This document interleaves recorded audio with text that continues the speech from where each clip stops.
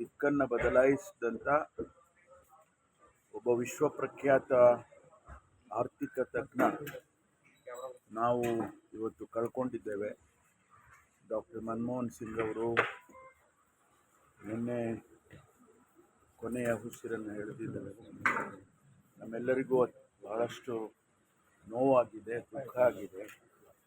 ವಿಶೇಷವಾಗಿ ಕಾಂಗ್ರೆಸ್ ಪಕ್ಷ ಈ ದೇಶದ ಆರ್ಥಿಕ ದಿಕ್ಕನ್ನೇ ಬದಲಾಯಿಸುವಂಥ ತೀರ್ಮಾನ 1991ರಲ್ಲಿ ಸನ್ಮಾನ್ಯ ನರಸಿಂಹರಾವ್ ಅವರು ಪ್ರಧಾನಮಂತ್ರಿಗಳಾಗಿದ್ದಂಥ ಸಂದರ್ಭದಲ್ಲಿ ಡಾಕ್ಟರ್ ಮನಮೋಹನ್ ಸಿಂಗ್ ಅವರು ಹಣಕಾಸಿನ ಸಚಿವರಾಗಿ ಒಂದು ಹೊಸ ಅಧ್ಯಾಯವನ್ನು ಪ್ರಾರಂಭ ಮಾಡಿದರು. ಇವತ್ತೇನಾದರೂ ವಿಶ್ವದಲ್ಲಿ ಭಾರತ ಒಂದು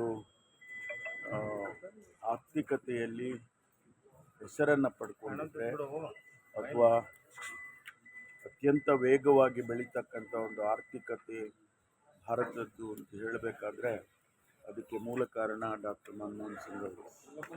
ಹಾಗಾಗಿ ಇವತ್ತು ನಮ್ಮೆಲ್ಲರಿಗೂ ಕೂಡ ಇಡೀ ದೇಶಕ್ಕೆ, ಇಡೀ ವಿಶ್ವಕ್ಕೆ ಒಂದು ರೀತಿಯಲ್ಲಿ ನಷ್ಟ ಆಗಿದೆ ಅಂತ ಹೇಳಿ ನನಗೆ ಅನಿಸುತ್ತೆ.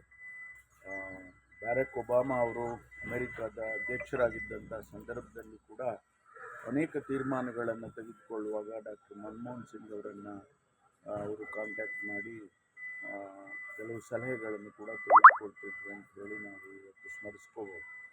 ಹಾಗಾಗಿ ಒಬ್ಬ ವಿಶ್ವದ ಹಂತದಲ್ಲಿ ಆರ್ಥಿಕ ತಜ್ಞನನ್ನು ನಾವು ಕಳ್ಕೊಂಡಿದ್ದೇವೆ.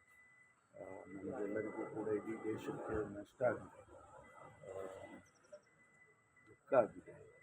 ಈ ಸಂದರ್ಭದಲ್ಲಿ ಅವರ ಆತ್ಮಕ್ಕೆ ಶಾಂತಿಯನ್ನು ಕೋರ್ತೇನೆ. ಹಾಗೆ ಅವರ ಕುಟುಂಬ ವರ್ಗದವರಿಗೆ ಮತ್ತು ಅವರ ಎಲ್ಲ ಅಭಿಮಾನಿಗಳಿಗೆ ಆ ದುಃಖವನ್ನು ತಡ್ಕೊಳ್ತಕ್ಕಂಥ ಶಕ್ತಿ ಭಗವಂತ ಕೊಡಲಿ. Okay, thank you sir.